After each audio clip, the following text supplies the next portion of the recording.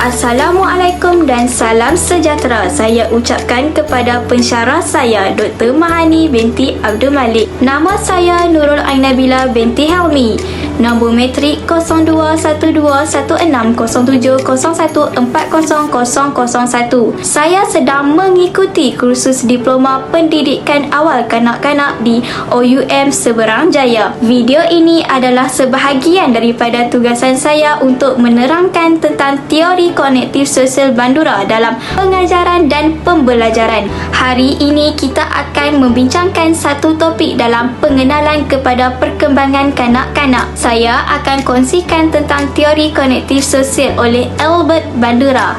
Siapakah Albert Bandura? Albert Bandura merupakan psikologi Amerika yang lahir pada 4 Disember 1915 di Manda, Northern Alberta, Kanada. Menerima ijazah pertama dalam psikologi di University of Columbia pada tahun 1949. Mendapat PhD dalam psikologi klinikal pada tahun 1952. Pada tahun 1953, beliau telah dilantik sebagai tenaga pengajar selama 1 tahun di University Stanford. Pada tahun 1974, menjadi Profesor Sains Sosial dalam psikologi David Starr Jordan, dan 2 tahun kemudian beliau menjadi pengerusi Jabatan Psikologi.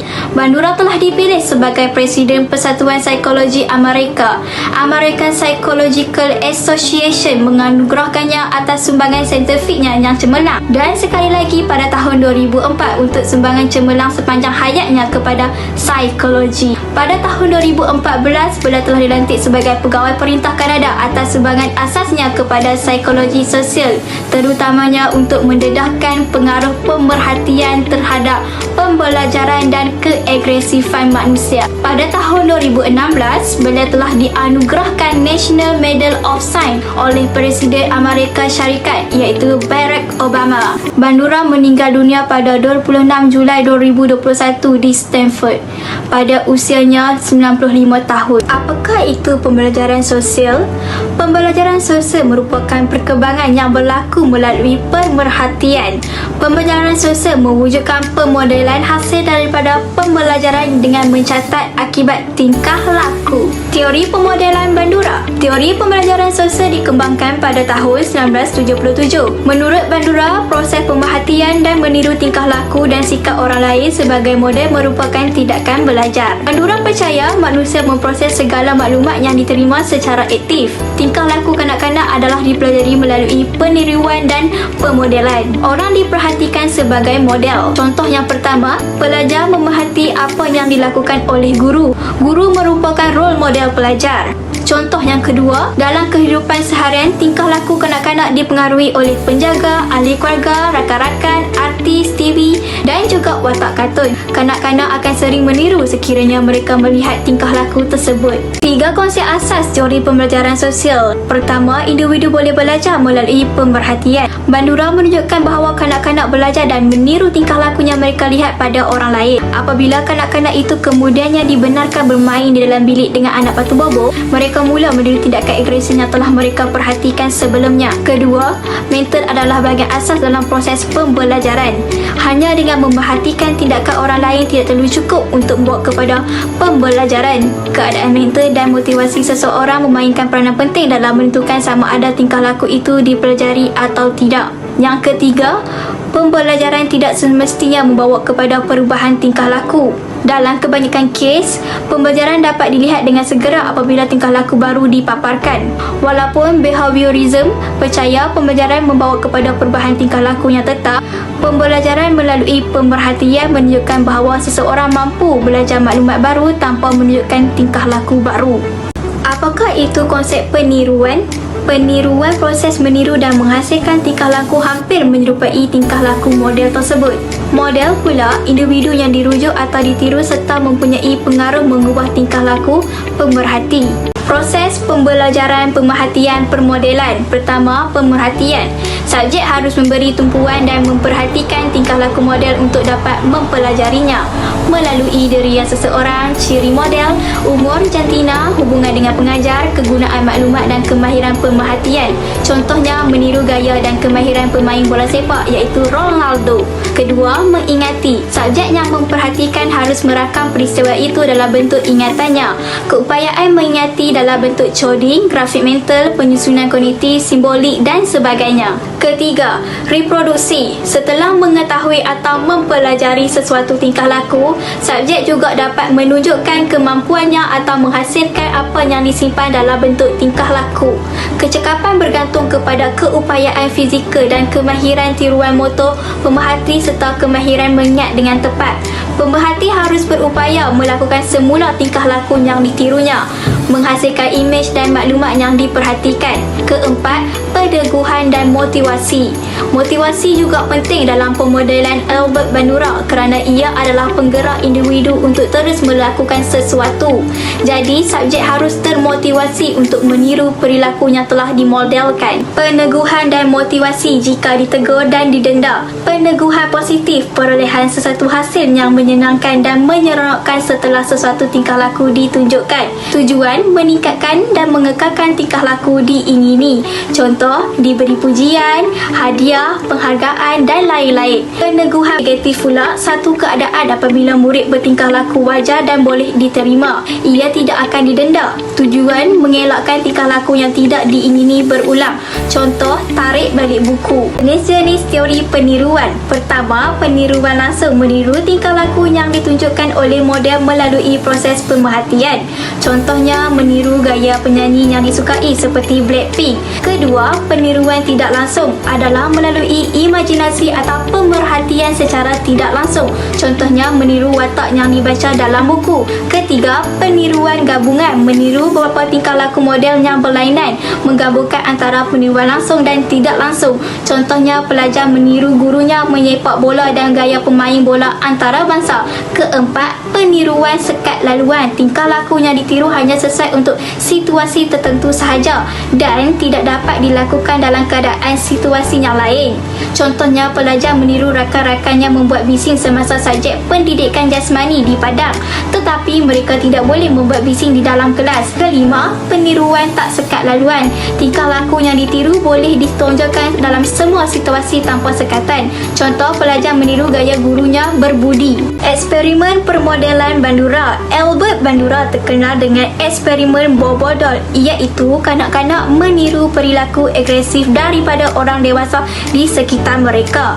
Seorang ahli psikologi yang terkenal dengan teori pembelajaran sosial, salah satu konsep dalam aliran behaviorism yang menekankan pada komponen kognitif dari pemikiran, pemahaman, evaluasi dan efikasi diri. Hasil eksperimen Bobodol 1961. Bandura menunjukkan hasil pemerhatian dan peniruan melalui eksperimen Bobodol di mana kanak-kanak menunjukkan tingkah laku agresif setelah menonton tingkah laku agresif yang ditunjukkan dari orang dewasa.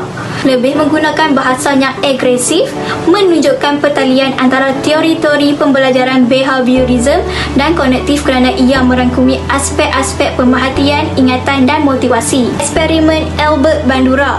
Bandura dan Walters berjaya membuktikan bahawa kanak-kanak keseluruhannya meniru model yang ditonton dengan gaya yang lebih agresif seperti menendang, memukul, menjerit dan menumbuk ke arah patung bobo. Beliau merumuskan bahawa pelbagai tingkah laku sosial seperti peniruan model, persaingan dan keagresifan adalah hasil dari gerak balas yang ditunjukkan oleh orang lain.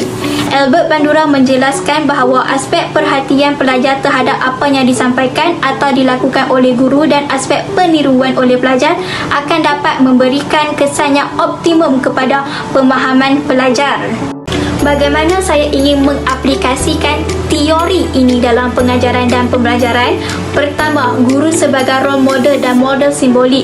Guru perlu memakai pakaian yang sopan dan hendaklah menunjukkan tingkah laku dan pertuturan yang positif supaya murid dapat meniru dan bercakap dengan sopan. Kedua, rakan sebaya sebagai model. Guru boleh menggunakan pelajar yang cemerlang dari segi tingkah laku dan pencapaian yang baik untuk menunjukkan tingkah laku yang positif. Guru boleh memberikan pujian kepada murid-murid yang lain supaya menjadi motivasi kepada rakan yang lain untuk berjaya. Ketiga, modifikasi tingkah laku. Jika guru ingin mengubah tingkah laku kanak-kanak yang tidak menyenangkan seperti bercakap kasar, guru hendaklah menunjukkan tauladan yang baik dan memberi motivasi yang betul seperti bercakap lembut dan tidak meninggikan suara di dalam kelas. Ini sedikit sebanyak memberangsangkan murid untuk bercakap dengan sopan. Keempat, peniruan tidak langsung. Pada masa kini, internet begitu luas pengaruh kepada pelajar. Guru perlu menasihati pelajar tentang jenis program yang dipilih dan jenis program yang perlu ditolak. Kelima, contoh dan hasil kerja yang baik. Guru menunjukkan hasil tangan dan kemahiran yang jelas agar dapat meniru dengan cepat. Pelajar boleh belajar dari rakan-rakan mereka melalui idea yang positif dan berkualiti di dalam hasil kerja rakan mereka. Keenam, peniruan melalui main peranan dan situasi. Guru perlu mengajar nilai murni dan peranan watak dengan teknik main peranan dengan memunculkan sistem situasi kebakaran. Pelajar dapat meniru tingkah laku positif serta apa yang patut dielakkan dan mengaplikasikannya dalam situasi sebenar. Ketujuh, demonstrasi guru hendaklah jelas dan menarik supaya boleh ditiru dengan mudah. Contohnya, lukisan, kraft tangan dan sebagainya. Kelapan, simulasi. Membantu menjimatkan masa, kos dan tenaga. Contohnya, murid tidak perlu lagi pergi ke pejabat pos untuk memerhati dan mengetahui tentang cara menggunakan perkhidmatan pos kerana guru telah mengadakan simulasi bagaimana berurusan dengan pejabat pos. Analisis teori pembelajaran sosial menggunakan teknik SWOT. S bermaksud strength. Murid berusaha mengubah tingkah lakunya sendiri. Murid sendiri akan menilai kemajuan diri. Contohnya, kita menunjukkan pelajar yang baik dan cemerlang. Secara tidak langsung, kanak-kanak lain akan mengikutinya. W pula bermaksud weakness. Gangguan tiga unsur asas dalam pembelajaran sosial IPT akan mengganggu pelajaran murid.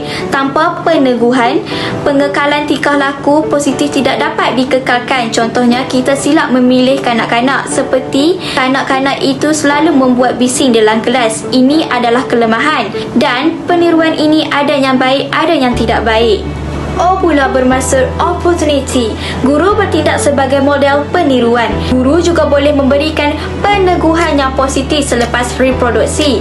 Satu kelebihan bagi guru untuk menunjukkan contoh yang baik untuk membentuk kanak-kanak menjadi baik. T pula bermaksud track. Seseorang individu memerlukan kemahiran manipulasi yang tinggi untuk mencapai piawai tingkah laku. Perubahan sikap negatif kepada positif bergantung kepada peneguhan sendiri. Contohnya, jika kanak-kanak terima yang negatif, kita perlu ada seseorang yang membimbing kanak-kanak tersebut seperti menegur dengan baik. Kelebihan dan kekurangan teori pembelajaran sosial Albert Bandura. Kelebihan lebih lengkap dibandingkan teori sebelumnya. Kerana itu menekankan bahawa lingkungan dan perilaku seseorang dihubungkan melalui sistem kognitif orang tersebut. Kekurangan pula, jika manusia belajar atau membentuk tingkah lakunya hanya melalui peniruan, sudah pasti individu yang menggunakan teknik peniruan ini juga akan meniru tingkah laku yang negatif, termasuk perlakuan yang tidak diterima oleh masyarakat. Penerapan teori pembelajaran sosial dalam pendidikan Islam. Dalam aplikasi teori Albert Bandura terhadap pembelajaran pendidikan Islam, keteladanan tertinggi ada pada Nabi Muhammad SAW, baginda yang menjadi panutan dan suri tauladan bagi seluruh kaum muslimin. Kerana Allah Subhanahu Wa Taala telah menetapkan agar rasulnya menjadi contoh yang baik, dan kerana Allah Subhanahu Wa Taala yang telah memberi didikan serta mendidik sebaik-baiknya. Hasil daripada penelitian saya mengenai teori ini, kita dapat mengetahui perkembangan moral individu dipengaruhi oleh persekitarannya seperti ibu bapa, guru, rakan sebaya dan komuniti di sekitarnya. Salah satu kekuatan utama teori pembelajaran sosial adalah ketulinannya dalam menjelaskan perbezaan tingkah laku atau pembelajaran seseorang, iaitu apabila terdapat perubahan dalam persekitaran seseorang itu, maka tingkah laku seseorang itu itu juga turut berubah. Teori kognitif sosial Bandura ini berupaya mengubah tingkah laku pelajar kepada lebih baik dan juga memudahkan pengajaran dan pembelajaran di dalam kelas serta senang difahami. Guru haruslah memainkan peranan yang penting kepada pelajar dalam mencapai perkembangan kognitif yang optimum. Teori pembelajaran ini penting kepada perkembangan kanak-kanak untuk memberi tumpuan kepada perhubungan antara manusia, tingkah laku dan persekitaran. Oleh itu, guru perlu menyediakan persekitaran yang selesa dan kondusif agar mereka berjaya mencontohi sesuatu tingkah lakunya baik. Guru perlu membimbing dan mendidik pelajar dengan sebaiknya untuk mencapai kognitif. Kita sebagai guru perlu berusaha memastikan penyediaan persekitaran sosial yang kondusif agar modeling boleh berlaku. Pemberian insentif, pengukuhan dan sokongan moral harus diberikan kepada pelajar secara berterusan bagi menggalakkan berlakunya tingkah lakunya baik dalam kalangan pelajar pada era yang semakin mencabar kini.